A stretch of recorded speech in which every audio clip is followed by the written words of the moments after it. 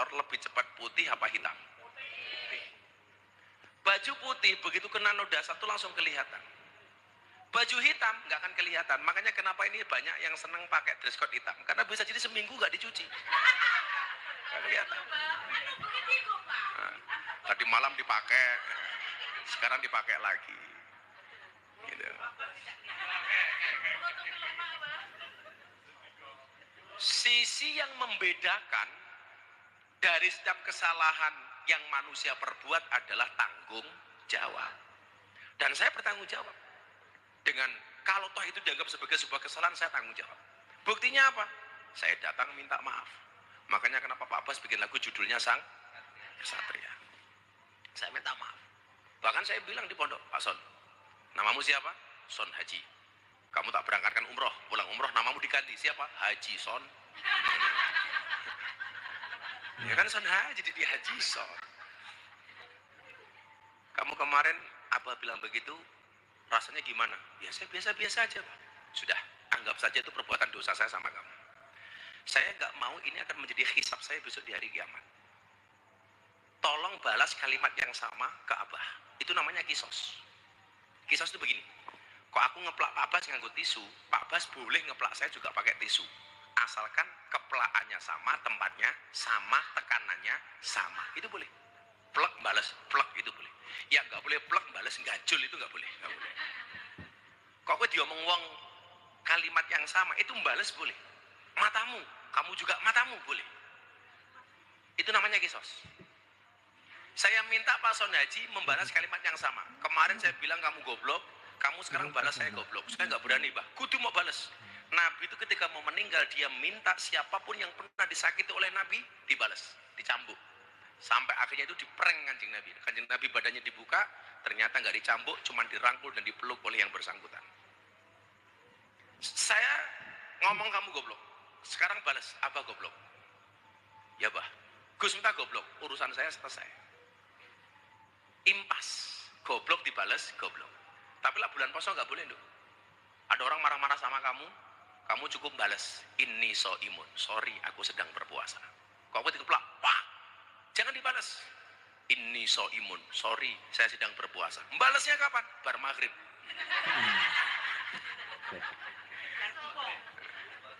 Buka sih, pada diajar meneh.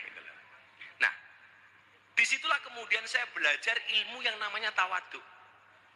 Tawadhu itu artinya apa? Rendah hati. Tawadhu idza manilta linnasi rif'atan. Tawadhu itu kelihatannya rendah tapi tinggi. Maka saya bilang, satu-satunya makhluk yang tidak punya ilmu tawadhu itu cuma satu. Siapa? Iblis. Iblis tidak punya ilmu tawadhu. Ingat, hampir seluruh ilmu yang ada di langit dan di bumi itu mampu dikuasai oleh iblis. Iblis itu semuanya bisa. Semuanya bisa. Apakah iblis itu beriman kepada Allah? Beriman, cuman dia tidak taat. Hampir semua ilmu yang ada di langit dan di bumi itu dikuasai oleh iblis. Tapi ada satu ilmu yang tak mampu dikuasai oleh iblis. Jangankan kok menguasai, untuk mempelajarinya pun iblis itu tidak mampu. Apa itu? Tawadhu. Apa itu tawadhu? Ilmu rendah hati. Apakah orang yang rendah hati itu derajatnya rendah? Oh tidak. Maka dulu Abah pernah bilang, rendahkanlah dirimu sampai orang tidak bisa merendahkanmu. Itu namanya rendah hati. Maka kemudian atas peristiwa yang terjadi, saya tidak kemudian harus terpuruk, tapi mengambil pelajaran dari peristiwa itu yang terjadi. Saya di Singapura 8 hari istirahat di sana, ketemu bapak-bapak. Saya udah pakai masker, pakai topi, saya tutupi rapi. Saya nggak mau ketemu orang Indonesia. Pokoknya pikirannya itu, wah, neko-neko itu lah. Pokoknya saya nggak mau ketemu orang. Dipeluk dari belakang. Gus Miftah harus semangat. Kami orang-orang kecil bersama Gus Miftah, karena kami tahu ini bukan persoalan es teh, tapi ini persoalan politik. Orangnya malah ngasih es teh sama saya. Saya jawab, sorry, saya tidak minum es teh. Aku trauma.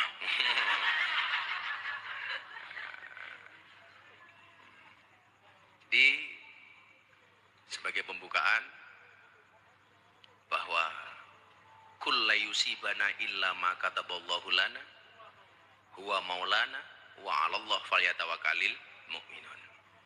Tidak ada satu musibah pun yang terjadi kecuali atas izin Allah. Pertemuan ini atas izin Allah. Perpisahan itu juga atas izin Allah. Apakah kemudian tamu yang datang ke sarkem itu tidak atas izin Allah? Jelas, kalau nggak diizini oleh Allah, mereka juga nggak akan datang. Allah mampu nggak kira-kira? Malam ini sarkem tak buat satu pun tidak ada tamu. Kira-kira mungkin nggak? Mungkin bagi Allah. Tapi juga bisa nggak Allah mengatakan, malam ini sarkem tak gawe tamu sing wokeh, sold out. Check in, check out, check in. Kok cenut-cenut ini apa ya cenut-cenut? Yalah, kok cenut-cenut barang gitu. Nah, semuanya atas izin Allah. Bahkan satu daun pun yang jatuh dari pohon itu juga atas izin Allah. Nah, bagaimana kemudian kita menyadari kesalahan itu? Ada kalimat bagus ini. Coba kita ngaji ya. Ada kalimat makalah dari Hasan Al-Basri. Ini ulama besar. Beliau pernah ditanya oleh seseorang, orang yang berbuat dosa kemudian dia bertaubat istighfar, tapi dia masih mengulangi perbuatan dosanya lagi. Jadi dosa maksiat, dosa maksiat, dosa maksiat. Dosane, kok bukan dosa maksiat. Maksiat, tobat, maksiat, tobat, maksiat, tobat. Jadi maksiatnya ya terus, tapi tobatnya ya terus. Pernah nggak Anda punya perasaan, wah, sak janjane aku isin aku. Wis maksiat kok tobat, sesuk maksiat meneh, sesuk tobat meneh. Langun aku maksiat kowe rasa tobat. Pernah nggak punya pikiran seperti itu? Rata-rata ada. Kenapa? Karena merasa malu. Justru itu adalah perbuatan yang salah. Maka kemudian dikatakan apa? Summa yastaghfiru summa ya'udu. Ada orang yang bertanya begini. Orang yang berbuat dosa, dia beristighfar, tapi kemudian dia mengulangi perbuatan dosanya itu lagi. Jadi istighfar, kemudian balik meneh, istighfar, balik meneh. Ada nggak yang seperti itu? Ada. Nggak usah nunjuk, ya semuanya. Aku juga nunjuk diri sendiri. Nah, faqala, ini menarik. Faqala, ala yastahyi ahaduna min rabbi wa yastaghfiru min dunihi summa ya'udu. Tidakkah salah seorang di antara kalian, di antara kita, malu dengan Tuhannya? Dia meminta ampun dari dosa-dosanya, kemudian dia kembali lagi melakukan dosa-dosa tersebut. Astaghfirullahaladzim, sesuk maksiat meneh. Bengi astaghfirullahaladzim. Mulai bengi kerja meneh. Mulai subuh istighfar meneh. Bengi ngerum meneh. Oke, sholat ngerum. Suwe-suwe sholatnya di dalam roh.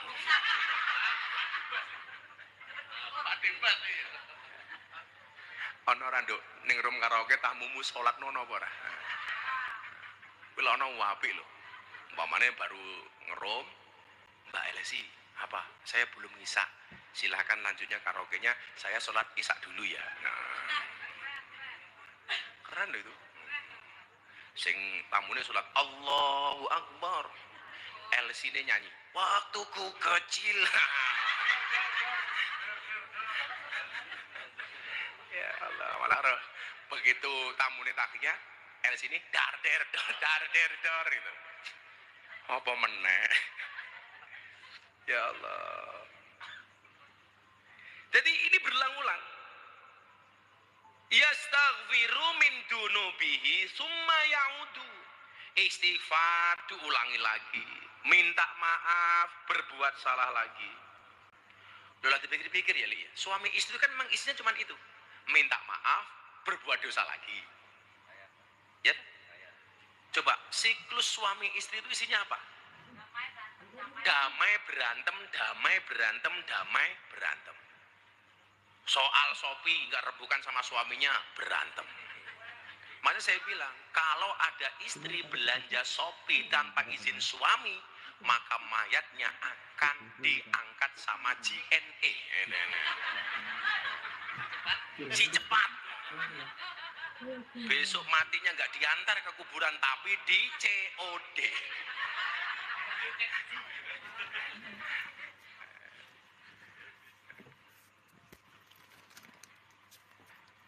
Summa yastaghfiru min dunubi summa ya'udu. Lah, iki terusane. Apakah boleh kita seperti itu? Mus istighfar kok baleni meneh. Yang agak susah itu adalah maksiatnya kita terus, tapi kadang-kadang kita mau tobatnya itu berat karena merasa malu karo Allah. Aku jadi wisin loh ini. Aku mambengi bar mabuk, saiki sholat kok aku bengi mabuk meneh. Engko mulai tobat meneh. Nganti suwe-suwe tepati karo astagfirullahaladzim.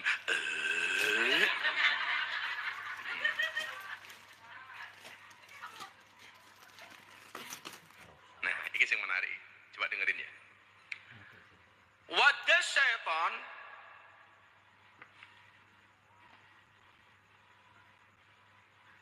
ini membahas soal kemenangan setan. Dalam keadaan apa setan itu menang? Wadah syaitan lau dzafara minkum bihada fala tamullu minal istighfar. Jadi begini, jika setan menang darimu atas perilaku ini, jadi selalu mengulang dosa, maka kamu jangan bosan beristighfar. Jadi kalau kamu berbuat dosa, tapi kamu bosan beristighfar, mandek anggere tobat, disitulah setan menang. Tapi ketika kamu berbuat dosa, tetap kamu tindak lanjuti dengan permohonan maafmu kepada Allah, disitulah setan kalah. Pertanyaannya, gue pengen jadi bolone setan apa bolone Gusti Allah? Lah pengen jadi bolone malaikat, begitu tumindak dosa langsung istighfar, tobat. Soal nanti berbuat dosa lagi, ya tobat lagi. Sama halnya dengan baju yang kotor itu dicuci, bukan dibuang. Ayo lakuin di baju lah kotor, dicuci apa dibuang? Dibuang. Lah awakmu berbuat dosa, kowe di ngapura apa dipateni? Di ngapura. Makanya bapak saya itu lucu nih. Nangis kan. Saya itu nangis karena bapak saya itu nangis terus di rumah di Lampung. Nopo pak kok nangis terus? Aku nopo? Menonton TV sini awakmu tok, Metro TV awakmu, Kompas TV awakmu, TV One awakmu, yo gampang pak. Ampun nonton TV. Caranya pripe? TV ini mang pateni. TV ini mesti tak pateni le, tapi tonggo malah moro cerita. Yo tonggone pateni. Yo.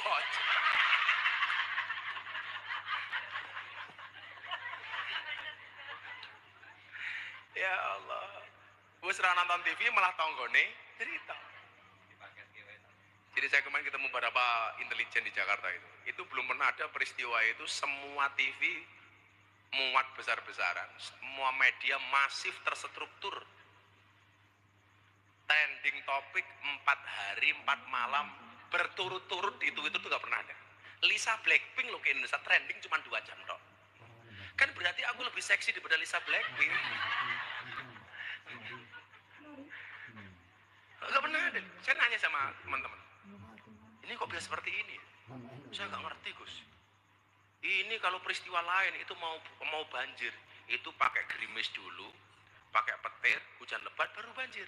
Kalau ini langsung tsunami.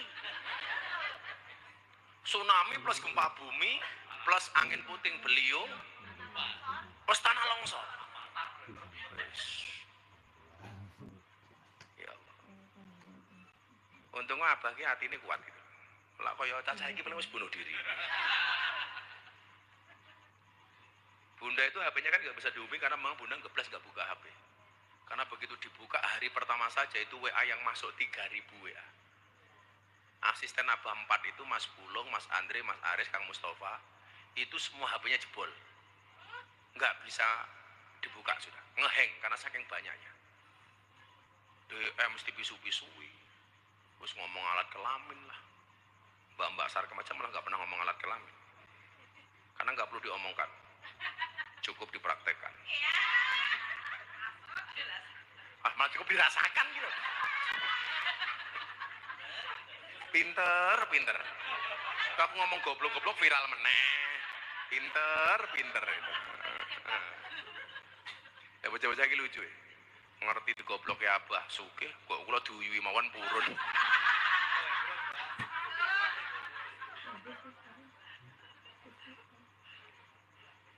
Soalnya nopo? Kenapa kok kita nggak boleh berhenti untuk itu? Ini jawabannya ini. Ya ibadi, dalam hadis riwayat Muslim. Innakum tukhti'una bil-laili wan nahar. Wahai hamba-hambaku, kerennya Allah itu ya. Arepe turu tangane neng di.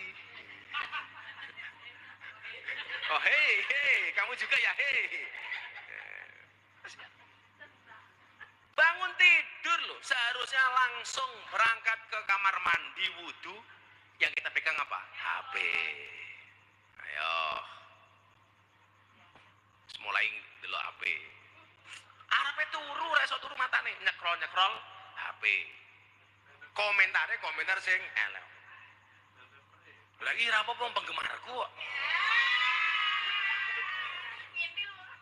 Ngintil loh.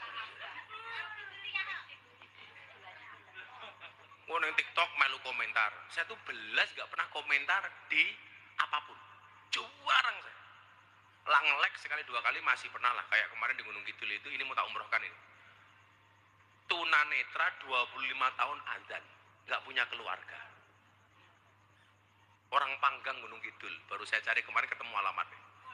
Jadi berangkat dari rumah itu pakai tongkat. Sampai dia hafal. Buka pintu bagaimana, kemudian nyeklek soalnya gimana. Itu 25 tahun. Saya lihat postingan itu orang yang makannya cuma pakai garam. Saya kemarin dilihat itu pas di Mekah. Saya langsung kontak bocah saya si Yuda, Yud, dicari. Kasih sembako dulu, kalau beliau berkenan kita umrohkan. Coba. Saya tuh juarang, komentar apa? Males. Coba kira-kira awakmu kalau komentar, apalagi membuli, apalagi ikut mencaci, ikut menghujat, itu malah memberatkan hisabmu apa enggak? Kamu itu nggak usah nulis kejelekanmu, malaikat wis komplit, malah mau tambahi data dan bukti dari kamu sendiri.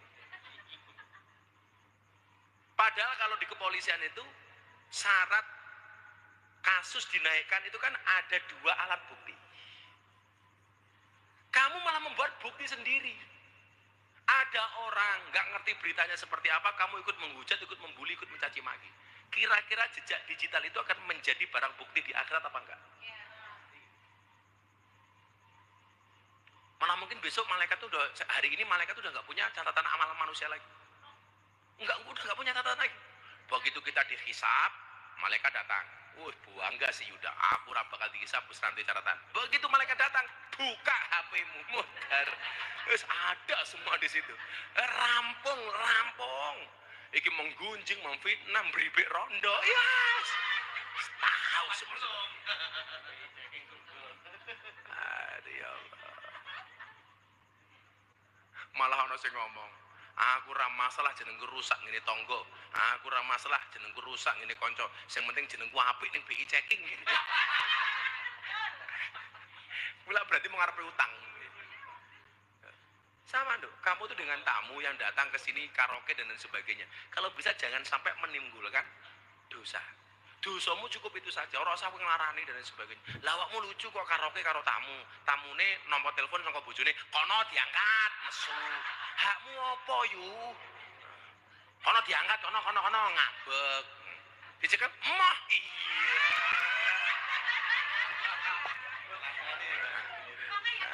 Wong ya teko. Lah wong ana tamu telepon bojone ngangkat kok awakmu nesu iki lho. Ya hake bojone to. Hakmu kan cuma hak guna bukan hak pakai. Bukan hak milik. Kan ya HGB bukan SHM. Ya. Kan tamu tuh yang datang hanya sebatas STN, kan nggak ada BPKB. Kan ya. Kan pakai SIM kamu itu, surat izin menyanyi. Bukan surat izin mengeloni. Ya, beda. Coba, orang yang berbuat dosa siang dan malam, billaili wan nahar. Kata Allah, wa ana aghfiru dzunuba jami'an. Dan aku Allah akan mengampuni dosamu semuanya. Amin. Seneng kono aminnya telat gitu. Dan aku akan mengampuni dosamu semuanya. Malaikatnya wis lunga. Maka kemudian dikatakan apa terakhirnya hadis riwayat Muslim ini, fastaghfiruni aghfir lakum. Maka mintalah ampunan kepadamu, niscaya aku akan mengampuni kalian. Amin Allahumma amin. Ngono nduk malah ngoco kayak gitu. Apa yang ngene. Orderan masuk ki lho ngan. Bono sing order kene dhewe iki lho.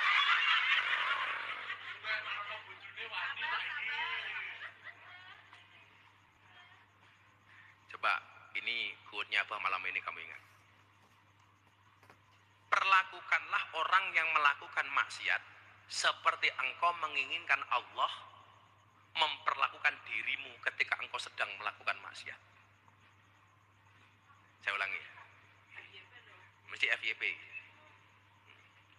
Perlakukanlah orang yang melakukan maksiat seperti engkau menginginkan agar Allah memperlakukan dirimu ketika engkau sedang melakukan maksiat.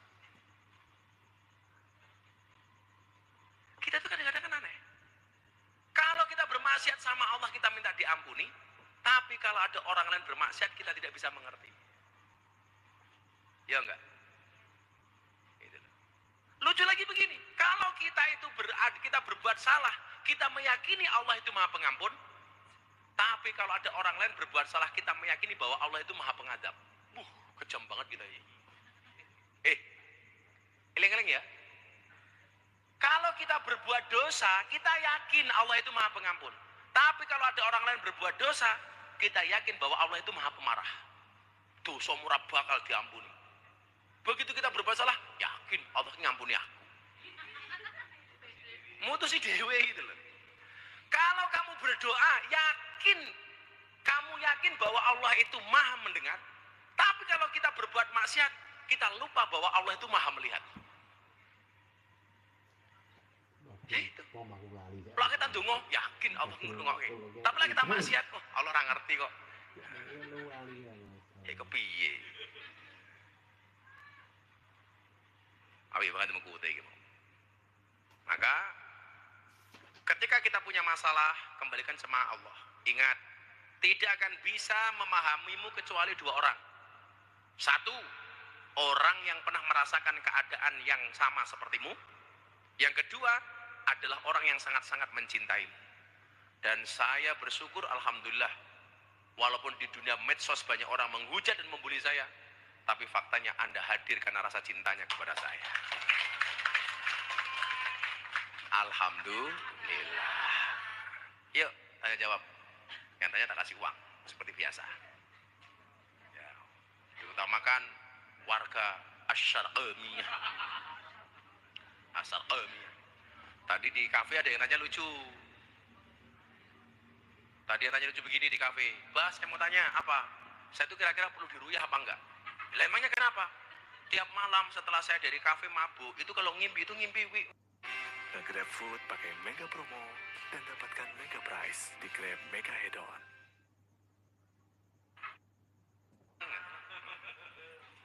Jangan ono wong takon ya. Ngimpi kok malah wi itu. Ayo, Mbak Bayi tanya, silakan. Tak kasih hadiah. Apa nih? Enggak ada? Alhamdulillah. Ini Mbak depan mau tanya ini? Oh, kok kamu jongkrok-jongkrokan? Ini. Itu pakai mic, ben keringaran. Kan kamu biasa pegang mic kan? Coba caranya pegang mic bagaimana? Caranya pegang mic bagaimana? Caranya pegang mic itu bagaimana?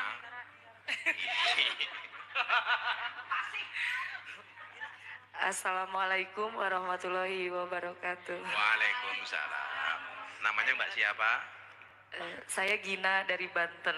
Oh, Gina.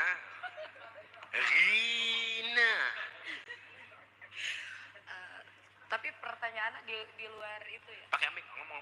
Pertanyaannya kenapa? Pertanyaannya di luar tema.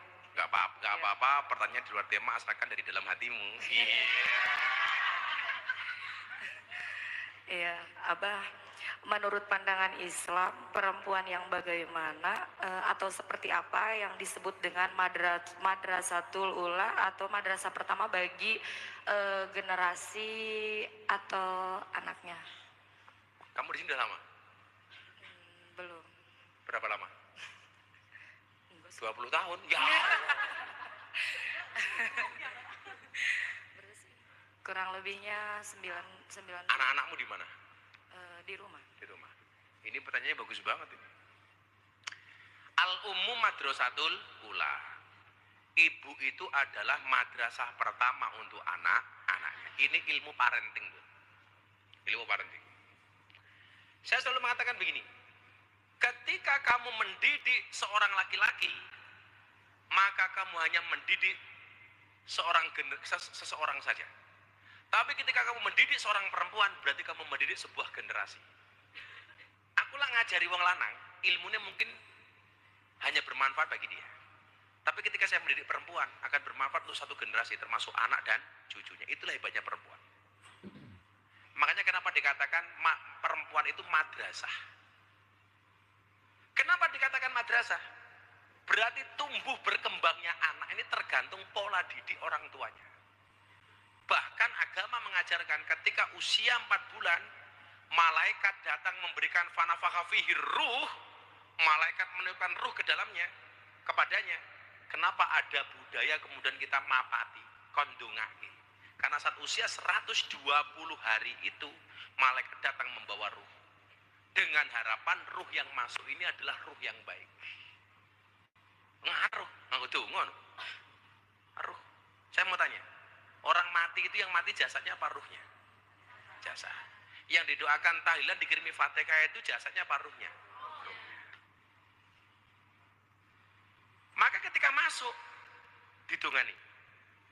Lah, ikhtiar laki-laki itu cuma doa dari luar. Ikhtiar perempuan apa? Dari hamil pertama anak sudah dididik dengan bacaan doanya, dengan Qur'annya, dengan sholawatnya. Makanya kenapa istri hamil itu harus dimuliakan dalam Islam. Nggak boleh kemudian disakiti. Karena psikologis ibu itu berpengaruh kepada psikologis anak. Bahkan ketika nyuwun sewu, nyusoni anak. Ternyata air susu itu dingin atau panas tergantung psikologi ibunya. Kalau ibunya diajak berdebat terus sama suaminya dimarahin, nggak dimuliakan, nggak dikasih kesejahteraan macam-macam, kira-kira air susunya itu panas apa dingin? Panas. Makanya anaknya emosian. Makanya wahai para suami, tanggung jawab. Orang kamu ngatengi mau tinggal lu ngotok. Gelem gawe ra gelem seneng ngomong nitip. Apa angge-angge orang-orang? Apa kuwi? Ra melu gawe melu. Apalah bahasa apa kemarin di pondok? Ku coba-coba melempar manggis, manggis ku lempar, mangga ku dapat. Ku coba-coba melemar gadis, gadis ku lamar, emaknya ku dapat.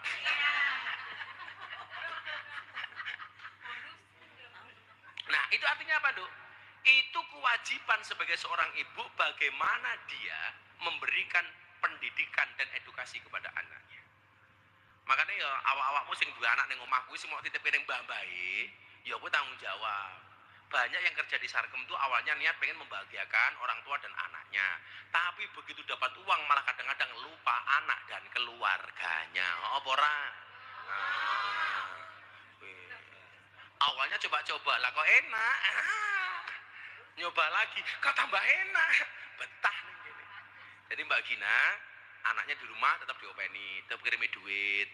Mbake kirimi duit nggen tuku susu anake. Ngono kuwi aja malah di sini akhirnya apa ya? Lawes betah dadi terlena. Jangan tergina terlena. Gitu Mbak Lena ya. Kok Mbak Lena, Mbak sama Gina. Jangan terlena. Ngono tamu ganteng ketok sugih. Mbak Gina, udah kamu keluar dari Sarkem tak openi. Iya. Banyak nggak tamu-tamu yang menjanjikan seperti itu? Masa secantik kamu tinggal di Sarkem sudah kamu tak openi? Wah, akhirnya kontraknya 3 bulan. Bar 3 bulan minggat. Ada nggak yang seperti itu? Akhirnya itik kembali dasar kemana? Ngopo? Aku di PHP. Iya. Aku ora di PHP mergo pintermu kuwi kok. Aku ngomong goblokmu lah malah masalah atau pintermu kuwi kok. Ingat lho, ora ono wong ngene jujur karo awakmu iki, ora mungkin. Wong tamu bosen siji yo golek liyane. Wong metu Dik, aku seneng nan hidup semati karo awakmu alah modar. Nah, 3 bulan yo ganti meneh kok. Makan tuh cinta. Codot dilawan. Tenang. Wong pokoknya wanita itu hanya butuh 3 perawatan agar tetap cantik dan awet muda. Skincare, suami care, dan rekening care.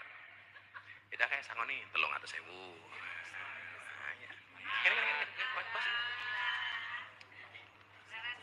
Gina.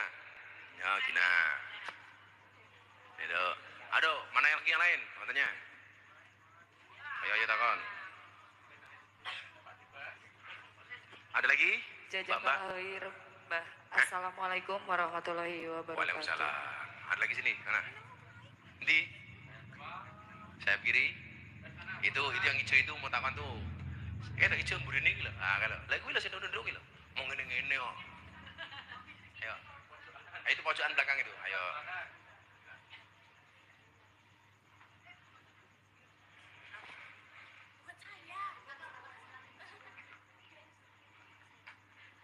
Namanya siapa? Assalamualaikum warahmatullahi wabarakatuh. Waalaikumsalam warahmatullahi wabarakatuh. Namanya siapa, Mbak? Namanya Bunga. Bunga. Ngapusi lah. Kaya kembang. Panggil saja Bunga. Saya mau bertanya. Saya mau menjawab. Tapi tadi sesuai kayak tadi di luar topik yang sudah ada, di luar topik yang dibahas. Kan zaman sekarang itu banyak sekali wanita yang bisa dibilang wanita karir.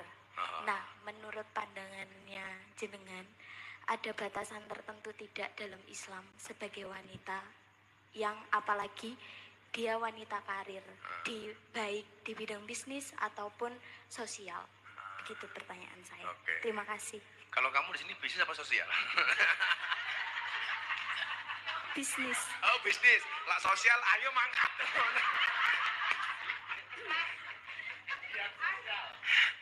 Malah giat sosial. Mbak Bunga bagus. Jadi Nabi itu pernah ditanya perihal pembagian tugas antara Sayyidina Ali dengan istrinya Siti Fatimah. Apa tugasnya Sayyidina Ali dan apa tugasnya Siti Fatimah? Jawaban Nabi, beliau mengatakan begini. Qada Rasulullah sallallahu alaihi wasallam. Bagian tugas gini. Siti Fatimah itu ngurusi bikhidmah di dalam rumah, sementara Sayyidina Ali itu bi kharijil bait. Beliau yang ngurusi urusan luar rumah. Nah, dalam konteks itu awalnya pemahamannya adalah wong lanang kuwi nyambut gawe ning jaba, wong wedok ngurusi urusan di dalam rumah. Zaman berkembang, sekarang bekerja menghasilkan uang itu kan tidak harus keluar rumah, bisa dari dalam rumah. Contohnya jualan online. Tapi aku dodolan online, dodolan baju rasa nganggo melet-melet barang. Bajunya bagus kan? Maksudnya iki yo apa ngono. Wong dodolan baju kok malah melet-melet. Kuwi yo ngono wong melet malah mak syuting barang iki lho. Oh. Kalau saya dulu ketika menikah sama istri saya, ini saya loh ya, jangan salah persepsi. Lanjenengan terserah. Kalau dari saya susah, saya tuh mengharamkan istri saya bekerja. Saya bilang sama istri saya, Bunda nggak usah kerja, di rumah saja. Loh kan ekonomi kita pas-pasan, wis percaya karo aku. Ar-rijalu qawwamun 'alan nisa itu tanggung jawab, baik sebagai imam sholat dan ibadah maupun sebagai imam ekonomi. Kamu nggak usah bekerja. Mulai saat ini kita bertukar tulang. Kamu menjadi tulang rusukku dan aku menjadi tulang punggungmu. Saya nggak boleh istri saya bekerja. Alasannya gampang, Li. Alasanku sederhana banget kok. Perempuan itu mohon maaf, dinafkahi setiap hari saja sama suami kadang-kadang masih berani. Oh, pemenang lek iso golek duit dhewe. Aku takut. Loh bener gak? Dinafkahi bendino loh rasanya. Begitu masalah dia, jangan. Karena perempuan itu multifungsi. Dalam satu keadaan bisa melakukan 4 aktivitas sekaligus. Tangannya umbah-umbah, sikile ngepel, nyusoni anaknya, cangkeme ngoneke bojone. Lah itu bisa. Itu hebatnya. Itu bukan kekurangan perempuan, itu kelebihan perempuan. Itu luar biasa. Multifungsi. Nah, maka saya melarang istri saya untuk bekerja. Tapi bagaimana dengan Anda semuanya? Silakan, monggo. Mau kerja juga boleh. Apalagi kalau bisa kerja dari dalam rumah. Dodolan online kayak, punya produk apa dijual kayak. Nah, tapi lah yo dodolan gue lah yo online barang.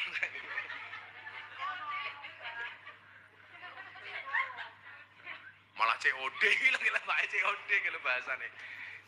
Ketemu ya ning Arab. Hotel Neo. Hotel Neo yo, kamar.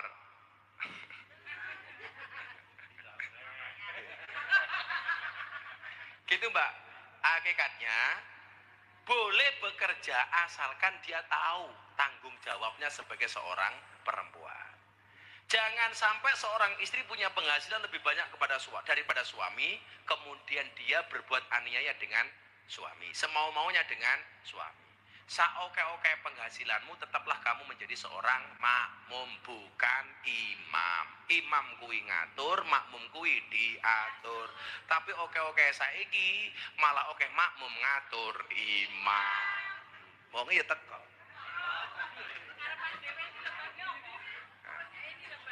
Bajune ireng ketoke bajune. Jadi boleh. Makanya saya bilang toh, kalau kamu punya pasangan kok suka ngatur, jangan panggil sayang, tapi panggil coach, pelatih. Mau ngatur. Gitu ya Mbak Bunga. Ya Mbak Bunga, tolong ngatur sewu. Terima kasih Gus. Kayak Mbak Bunga kayak. Ya lagi mana? Itu Mbak yang jilbab hijau itu. Ih, diawe-awe gila. Diranting. Mic-nya mana mic. Mic ini mic-nya ini mbaknya yang baju jilbab hijau ini. Allah. Assalamualaikum warahmatullahi wabarakatuh. Waalaikumsalam. Nama saya Agnes dari Jawa Timur. Namanya Agnes, anak gunung nerjang spiral. Mau bertanya, Bah. Apa Ando? Kalau seandainya Aku tahu kenapa kamu begini. Pamer cincin gelang.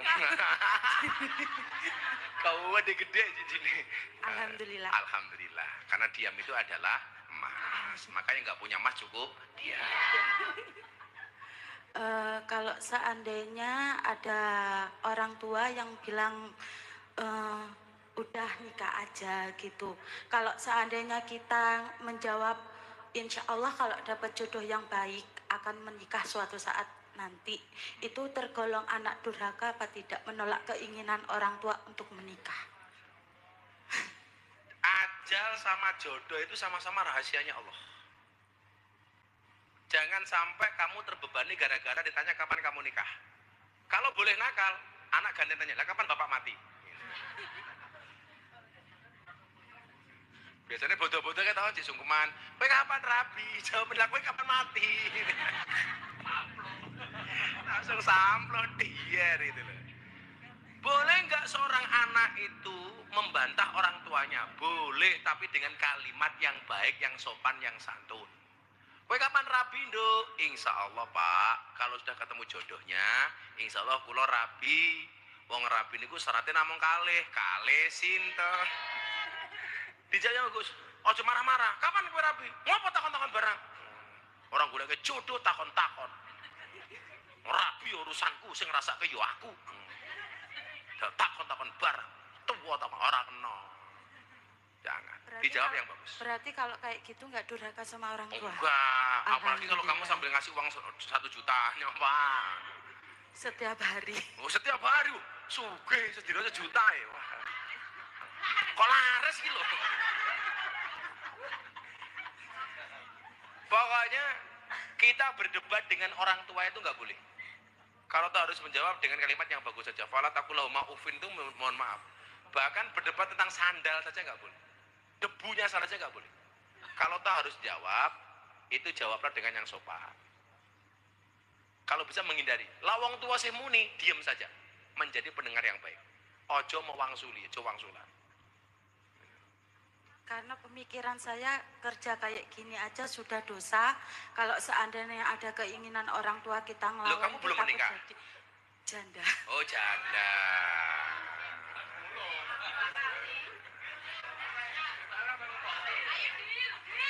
Apakah di belakang ada yang nyari janda?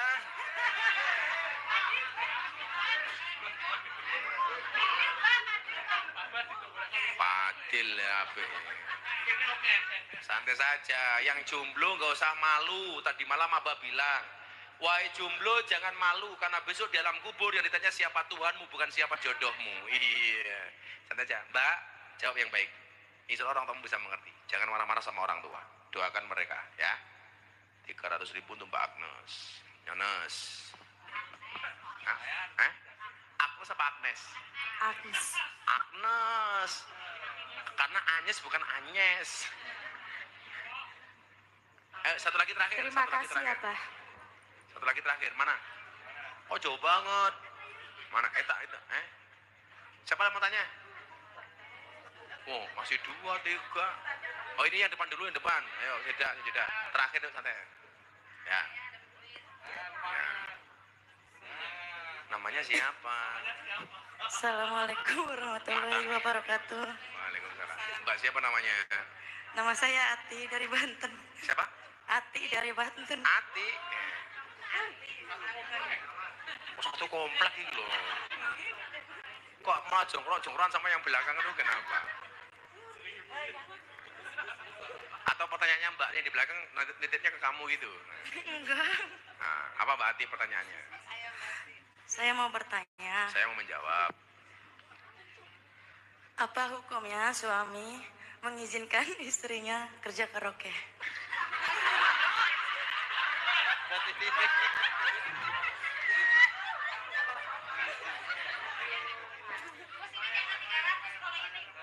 Ini suami macam apa? Tapi ya ada. Suaminya siapa itu?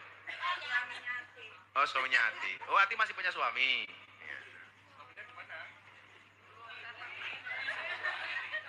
Udah angel nih. Suamimu tahu karaoke itu kerjanya apa itu dia tahu nggak? Oh, tahu. Dan dia ikhlas. Iya, ngizinin. Suami macam apa Ferguson?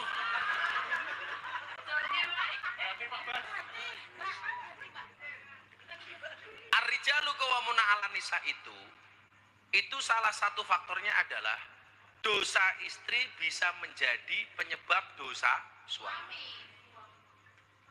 Karena tanggung jawabnya terhadap pada suami.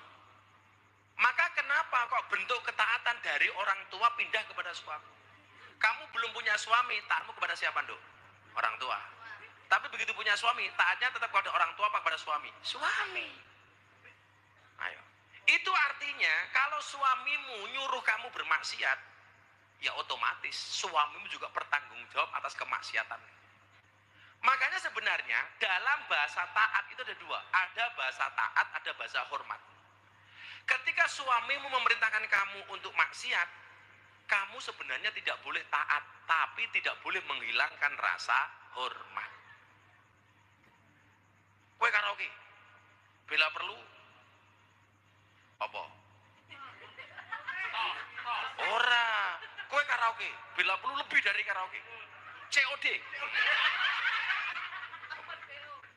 Open.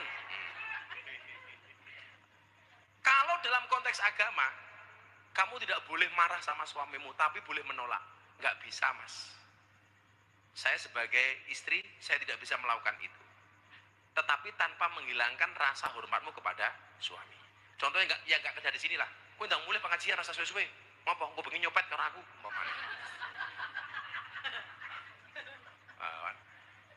Kita nggak boleh marah sama suami, tetap harus menolak perintah suami, tapi dengan cara yang baik. Itu namanya al-hurmatu khairum minat ta'at. Hormat itu lebih dahulu kan daripada taat.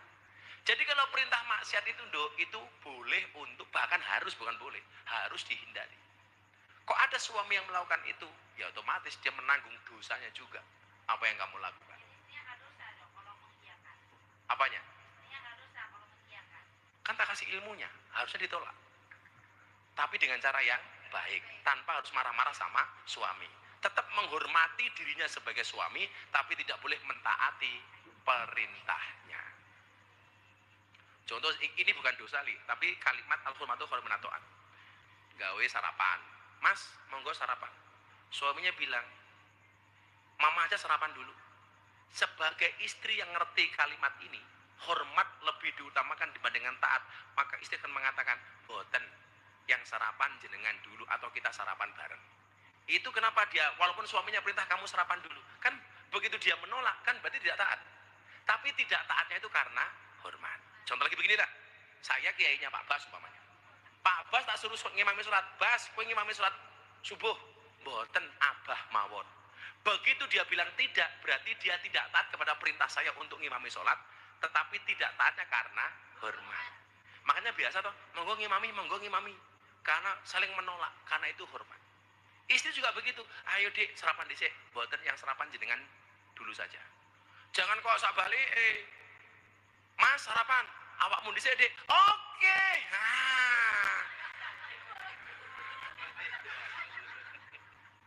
Model lopo, pinter. Gitu Atik ya. Yes, untuk Atik tambahilah. Pertanyaannya bagus ini. Pertanyaannya bagus. Kamu tak kasih ini aja. Ojo lah dolarku ora tak golek sing berkah wae, duit berkah wae. Tak golek duit real. Assalamualaikum warahmatullahi wabarakatuh. Tak kasih 100 real, ini 450.000.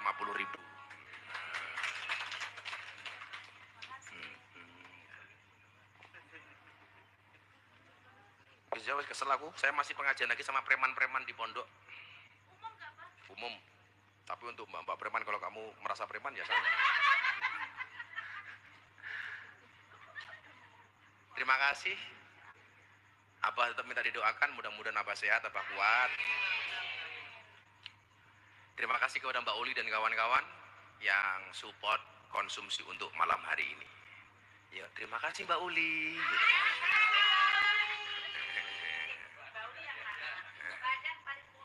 Kowe takon Mbak Ajeng sapa meneh kuwi? Oh. Tolong nomornya dijabri. Hasbi Rabbi Jalallah ma fi Ghairullah Nur Muhammad Sallallahu La ilaha illallah Hasbi Rabbi Jalallah Ma fi qalbi Ghairullah Nur Muhammad Sallallahu La ilaha illallah Hasbi Rabbi Jalallah Ma fi qalbi Ghairullah Nur Muhammad Sallallahu La ilaha illallah Bismillahirrahmanirrahim Allahumma sholli ala sayyidina Muhammad wa ala ali sayyidina Muhammad walhamdulillahi rabbil alamin. Ilahi anta maqsudi wa ridhaka matlubi a'tini mahabbatak wa ma'rifatak. Ya Allah, hanya Engkaulah zat yang kami tuju, rindumu yang kami dambakan. Berikanlah kami kemampuan untuk dapat mencintaimu dan bermakrifat kepadamu, ya Allah. Allahumma lakal hamdu wa ilaikal mustaka wa antal musta'an wa la hawla wa la quwwata illa billahil aliyil adin. Ya Allah, ya Rabb, pujian hanya milikmu, keagungan hanya milikmu, kebesaran hanya milikmu. Kepadamu kami berpasrah, kepadamu kami menyerah, kepadamu kami bertawakal, dan kepadamu kami bertauhid, ya Allah. Kami pasrahkan semua urusan kami hanya kepadamu, ya Allah, dengan kalimat wala haula wala quwata illa billahil aliyil azim, wala haula wala quwata illa billahil aliyil azim, wala haula wala quwata illa billahil aliyil azim. Engkaulah zat yang maha memberi, yang mampu memberi dan mampu menolak, mampu mengangkat dan mampu menurunkan, ya Allah.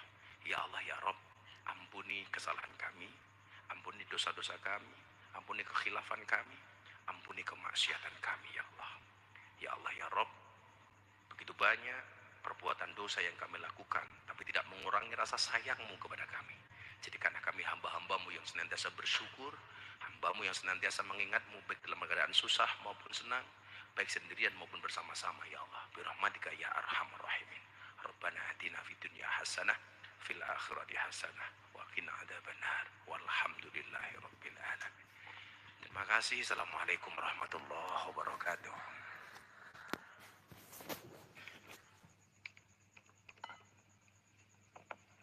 Itu mbak-mbaknya makan dulu. Nasinya dibagi itu.